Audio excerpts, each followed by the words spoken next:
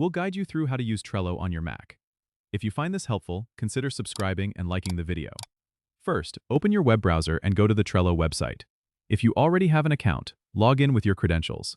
If you're new to Trello, you need to sign up for a free account by clicking on the Sign Up button and entering your email and creating a password. Once you're logged in, you'll be greeted with your dashboard.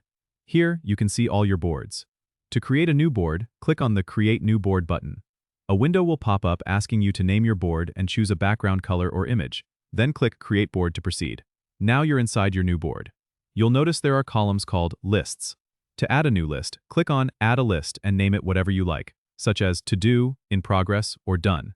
Within these lists, you can add cards by clicking on Add a Card and typing the task you need to complete. Cards can be moved between lists, which is a great way to track the progress of your tasks. To add more details to a card, click on it to open it. Here, you can add descriptions, assign due dates, attach files, and even add checklists to keep everything organized. You can also invite team members to your board by clicking on Invite at the top and entering their email addresses. This way, everyone can collaborate in real time.